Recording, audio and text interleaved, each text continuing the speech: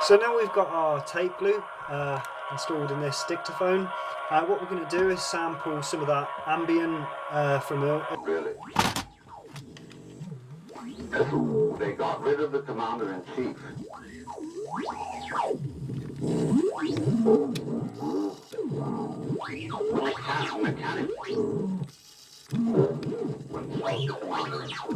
Just mash some things together and see what happens. You would always know. He used to. He was a very talented musician. Oh, Juilliard and all that. We knew it all. And so he first of all experimented with.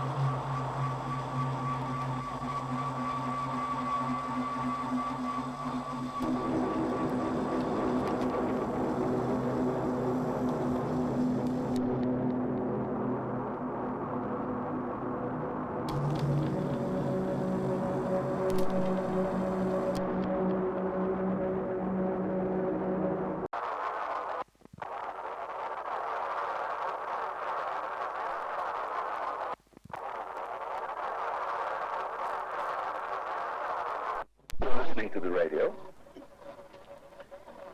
Although it's done in a perfectly silent studio, suddenly a truck goes by, or a jet plane goes over. Somebody burps, or you've got a crackling fire. So, what's all this about eliminating exterior? Incidentally, if you've got any old records that have scratches on them and they make funny noises, well, just put them on and imagine that you're sitting in front of a fireplace.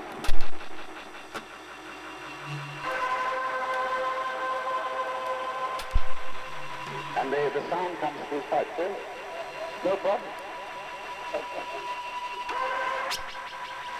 Before then, there was an extraordinary eccentric called John Cage. He was a good friend of mine. And so then, there was an extraordinary eccentric called John Cage. He was a good friend of mine. And so then, there was an extraordinary eccentric called John Cage. He was a good friend of mine. And he was a very competent musician. Oh, I mean, Juilliard and all that. We knew it all. And so he first of all experimented with opening up the piano and attaching paper clips, nails, and washers to the strings so that they made very unusual noises.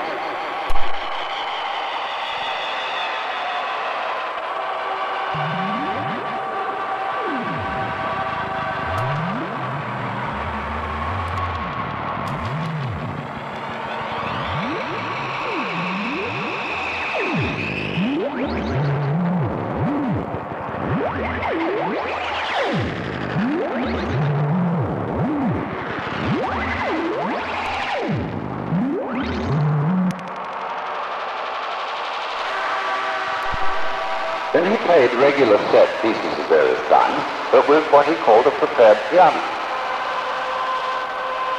Then he got weirder. He decided that he would set up in a row 12 radios, and each one would have an operator. And according to a series of intervals derived from playing with the EG, they would turn the radios on and off, all arranged on different stations. And so you got this extraordinary babble.